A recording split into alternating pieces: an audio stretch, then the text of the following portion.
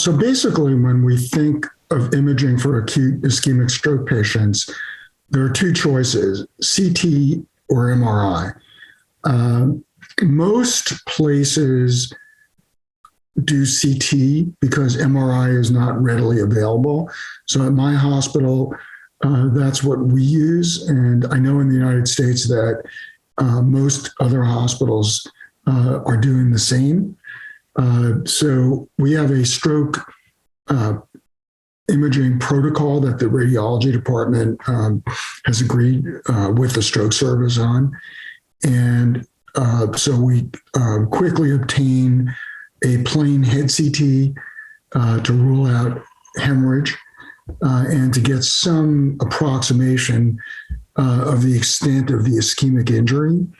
And then we also do, in pretty much all cases, a CTangiogram of the head and neck vessels, which allows us to identify whether there's a large vessel occlusion, which is amenable to having thrombectomy.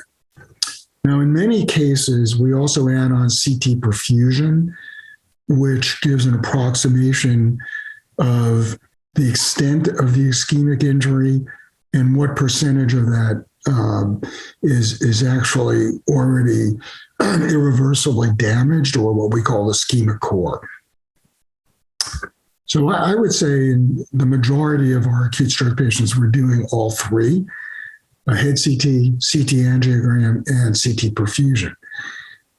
There are many centers that don't do the CT perfusion as readily as we do at our center.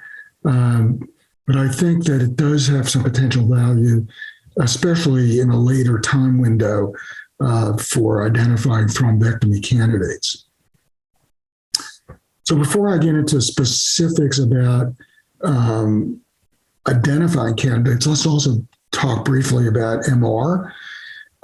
So with MR, we have a brain MRI, which has multiple sequences.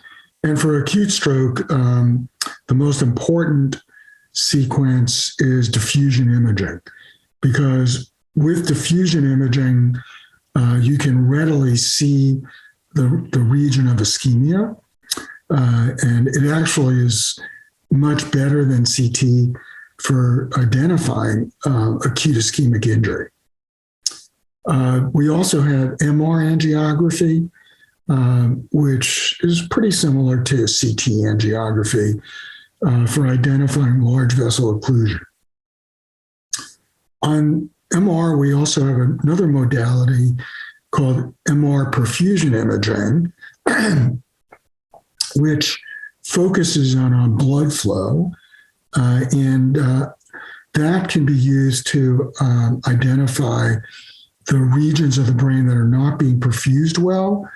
And if we sort of overlap the diffusion lesion with the perfusion lesion, the region where there's a mismatch, in other words, there's a perfusion abnormality but no diffusion abnormality, would approximate what's called the ischemic penumbra, or tissue at risk of becoming infarcted.